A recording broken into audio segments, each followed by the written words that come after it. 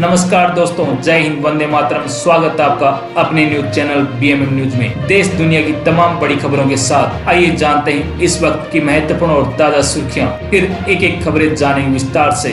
तो बढ़ते हैं सुर्खियों की ओर। इसी बीच बड़ी खबर निकल कर आ चुकी है। यूपीआई पेमेंट में यूपीआई नाउ पे लेटर सुविधा क्या है, जाने कैसे करता है काम और क्या है इसके फायदे। अगर आप कभी कम बैंक बैलेंस की वजह से यूपीआई पेमेंट फेल होने की परेशानी से जूझ चुके हैं तो अब आपके लिए राहत की खबर है।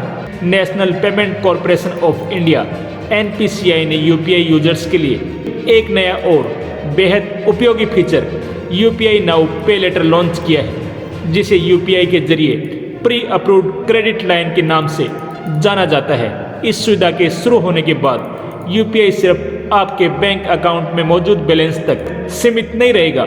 जरूरत पड़ने पर आप बैंक से पहले से स्वीकृत क्रेडिट का इस्तेमाल कर तुरंत भुगतान कर सकते हैं। यह एक डिजिटल क्रेडिट सुविधा है जिसके तहत बैंक कस्टमर्स को एक प्री अप्रूव्ड क्रेडिट लिमिट प्रदान करते हैं। इस लिमिट का उपयोग कर यूजर यूपीआई के जरिए तुरंत पेमेंट कर सकते हैं और तय समय सीमा के भीतर बाद में उस राशि का भुगतान कर सकते हैं।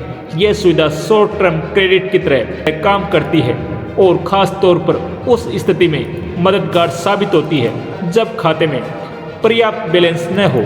हीरो फाइन कॉर्प के मुताबिक बैंक या लेंडर यूजर की प्रोफाइल और क्रेडिट स्कोर के आधार पर एक निश्चित क्रेडिट लिमिट तय करता है। उदाहरण के लिए 20,000 से 50,000 तक यूपीआई से पेमेंट करते समय यूजर अपने बैंक अकाउंट की जगह क्रेडिट लाइन को सिलेक्ट कर सकता है। ऐसा करने से भुगतान तुरंत पूरा हो जाता है और राशि क्रेडिट लिमिट से एडजस्ट हो जाती है।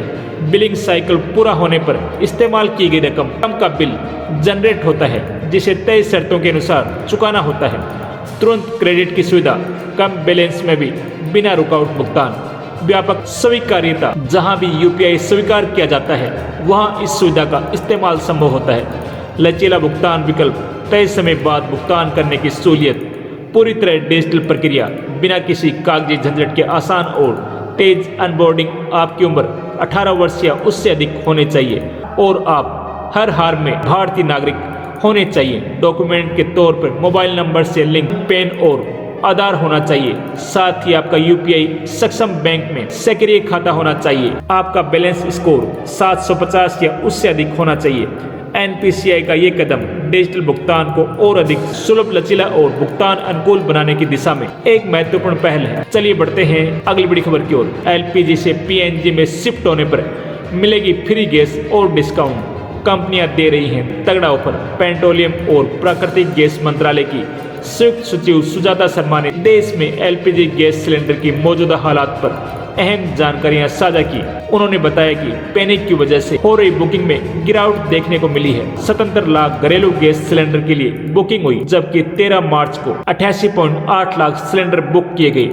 गैस उपभोक्ताओं को एलपीजी से पीएनजी में शिफ्ट होने के लिए प्रोत्साहित करने के लिए कई तरह के ऑफर दिए जा रहे हैं। इन ऑफर में फ्री गैस के साथ रजिस्ट्रेशन और सिक्योरिटी डिपॉजिट भी छूट शामिल है।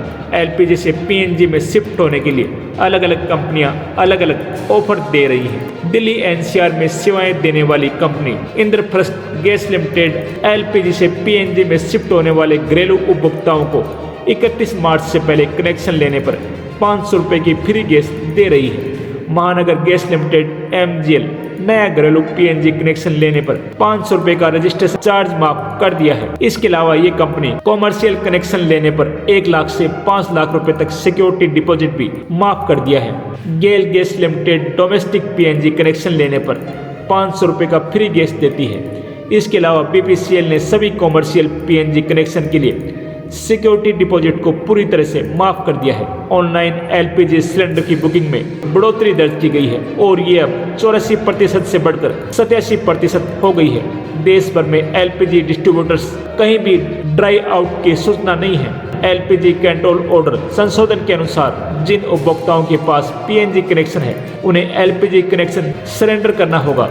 जमाखोरी और ब्लैक मार्केटिंग रोकने के लिए देश भर में छापेमारी की जा रही है। 12 राज्यों और केंद्र शासित प्रदेशों में स्थिति की निगरानी के लिए कंट्रोल रूम स्थापित किए गए हैं। सरकार ने लोगों से पैनिक बुकिंग से बचने की सलाह दी है। इसके साथ ही गैस बुक करने के लिए डिजिटल प्लेटफॉर्म के इस्तेमाल की सलाह भी दी गई है। चलिए बढ़ते हैं अगली बड़ी खबर की ओर। ईरान ने भारतीय जहाज़ों को कैसे दी हॉर्मुज स्ट्रेट से गुजरने की मंजूरी, एस जयशंकर ने कर दिया खुलासा। मिडल ईस्ट जंग और स्ट्रेट ऑफ हॉर्मुज पर ईरान की सख्ती के बीच एलपीजी से लदे भारत के 2 जहाज गुजरात तट पर पहुंचने वाले हैं। इनमें से एक शिवलिंग आज दोपहर 1 से 2 बजे के बीच गुजरात की मुद्रा बंदरगाह पर पहुंचेगा। वहीं नंदा देवी 17 मार्च को कांडला बंदरगाह पहुंचेगा। इन दोनों जहाज़ों में करीब 92,712 टन एलपीजी लदा हुआ है। ये दोनों जहाज उन 24 जहाज़ों में शामिल थे जो क्षेत्र में युद्ध शुरू होने के बाद स्ट्रेट ऑफ हॉर्मुज के पश्चिमी हिस्से में फंसे हुए थे। मिडल ईस्ट में जंग शुरू होते ही ईरान ने साफ शब्दों में कहा था कि वो हॉर्मुज से तेल की एक बूंद नहीं गुजरने देंगे। हालांकि भारत के जहाज़ों को हॉर्मुज से निकलने की खबर ने पूरी दुनिया को हैरान कर दिया। इस बीच अब भारत के विदेश मंत्री एस जयशंकर ने खुलासा किया है कि आखिर भारत को हॉर्मुज से जहाज़ों को ले जाने में कामयाबी कैसे मिली। दरअसल भारत के विदेश मंत्री एस जयशंकर ब्रुसेल्स में यूरोपीय संघ के विदेशी मंत्रियों की एक बैठक में भाग लेने पहुंचे, जहां उन्होंने फाइनेंशियल टाइम्स को दिए गए इंटरव्यू में कहा, फिलहाल मैं ईरान से बात करने में लगा हूं और मेरी बातचीत के कुछ नतीजे निकले हैं। अगर इस बातचीत से मेरे लिए परिणाम सामने आ रहे हैं तो मैं इस पर ध्यान देना जारी रखूंगा। निश्चित रूप से भारत के दृष्टिकोण से ये बेहतर है कि हम तर्क करें और समन्वय करें और हमें समाधान मिल जाए।